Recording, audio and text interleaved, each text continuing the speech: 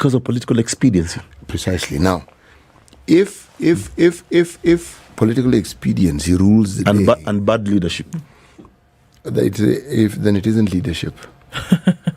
Well, but a semblance of leadership that is exemplified we call there. them our leaders. Yes. Well, they are in position of leadership. If reference is being made to people who have a following, whether what they're doing is good or not, then let's say you're right.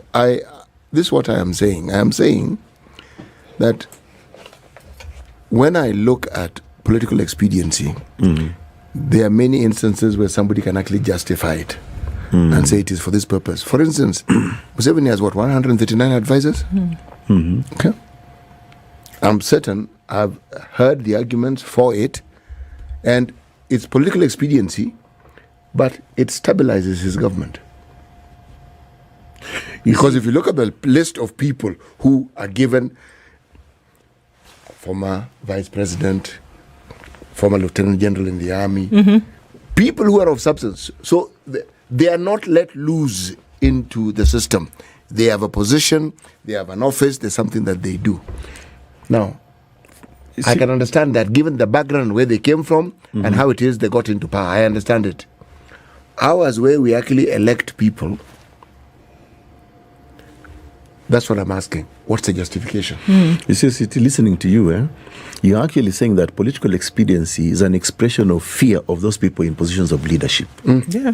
Because if they're not going to be politically expedient, bring people who might destabilize them, then their positions are threatened. Which means, therefore, political expediency has a negative connotation.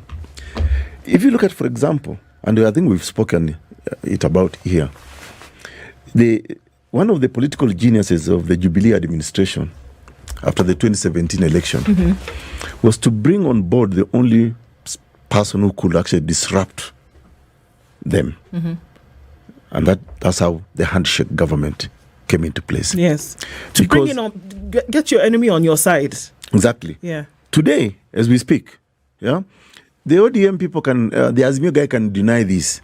But William Ruto also knows I lied to Kenyans in 2022 about certain things.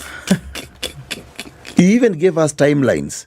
By January, in 6 months' in time. 6 months' time, we will do this. But now, because I want to go back to Sulambaland and to just worry about reappointment in 2027, who else out there can actually disrupt me?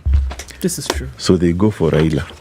And then they tell Raila, and I say this and I repeat it here, not a political prophet, but I will say it here. They tell Raila, we'll get your appointment to the AUC, African Union Commission.